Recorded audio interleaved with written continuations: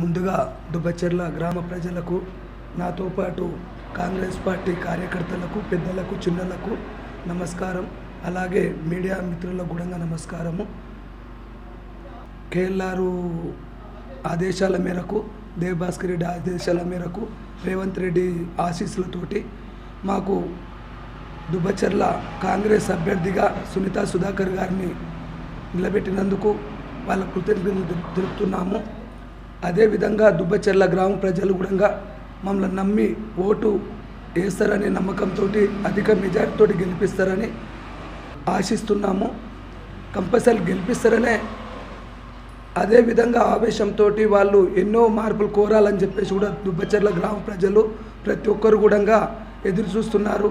అదేవిధంగా మాకు కాంగ్రెస్ పార్టీ నిలబెట్టిన అభ్యర్థులం కాబట్టి అధిక మెజార్టీతో గెలిపిస్తే వచ్చే నిధులల్లా రేవంత్ రెడ్డి పుణ్యాన, కేఎల్ఆర్ సార్ పుణ్యాన ప్రతి ఒక్కటి కూడా నిధులను తీసుకొచ్చి గ్రామ అభివృద్ధిని చేస్తానని మీడియా ద్వారా మీ అందరికీ తెలియజేస్తున్నాను.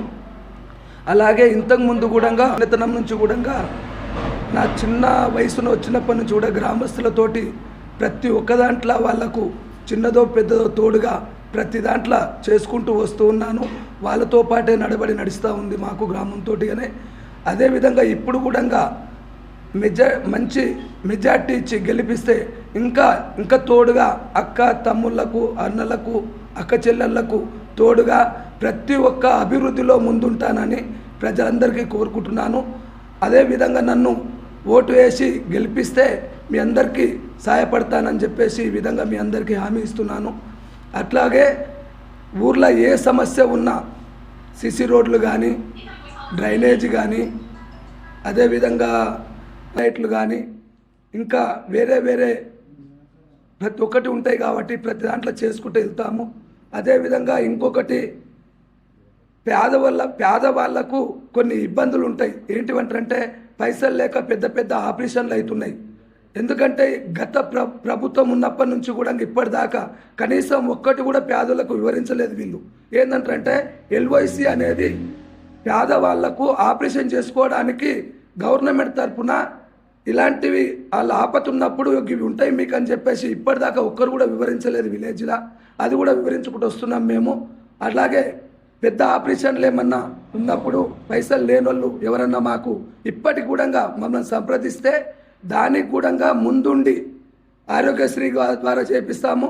అదేవిధంగా అది సరిపోకపోతే ఎల్వైసి కింద, సీఎం రిలీఫ్ కింద, ఎల్వైసి కింద కూడా కేఎల్ఆర్ సార్ తోటి సహకారం తీసుకొని, శ్రీధర్ బాబు తోటి సహకారం తీసుకొని అదేవిధంగా వీళ్లకు ఆపరేషన్ అనేది కూడా చేపించడానికి ప్రభుత్వం ద్వారా మేమందరము కృషి చేస్తాము.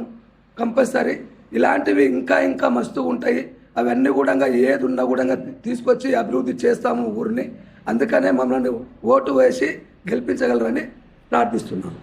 విధంగా దుబ్బచెర్ల గ్రామానికి ఎంతోమంది ఇల్లు లేని పేదవాళ్ళు ఉన్నారు. ఆ ఇల్లు లేని పేదవాళ్ళు ఉన్నందుకు అదే కేఎల్ఆర్ సార్ తోటి మేము అడగడం జరిగింది. వెంటనే ఆయన 44 ఇండ్లు మంజూరు చేయడం జరిగింది. ఈరోజు 44 ఇండ్లు దుబ్బచెర్లకు తెచ్చిచ్చినాము. ఇంకా చాలా కొంతవరకు అందినాయి, ఇంకా చాలా వరకు అందాలి.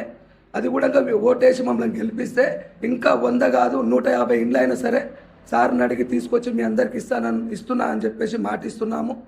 ఇంకోటి పింఛన్ కొంతమందికి వస్తలేదని అంటున్నారు.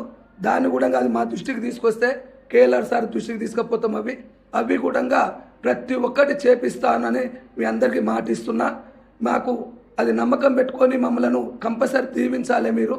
ఇంకొకటి రేషన్ కార్డులు కూడా గత ప్రభుత్వం 10 సంవత్సరాలు చేయలేదు. మన ప్రభుత్వం వచ్చిన తర్వాత రేషన్ కార్డులు కూడా చేసింది. ఇంకా కూడా ఒకవేళ ఎవరివన్నా కాకపోతే మా దృష్టికి తీసుకొస్తే కంపల్సరీ రేషన్ కార్డులు కూడా తీసుకొచ్చి చేపిస్తామని మాటిస్తున్నాము. ఇంకా గ్రామాభివృద్ధి కోసము సిసి రోడ్లు కానీ, డ్రైనేజ్ కానీ, ప్లస్ ఇంకా వేరే ప్రతి ఒక్క అభివృద్ధి కోసము కృషి చేస్తానని చెప్పేసి మాటిస్తున్నాను. అందరికీ నా విజ్ఞప్తి ఒకటే, బ్యాలెట్ పేపర్లో 2వ నెంబర్ది కత్తెర గుర్తు ఉంది. దానికి అధిక సంఖ్యలో ఓటు వేసి గెలిపించగలరని ప్రార్థిస్తున్నాను.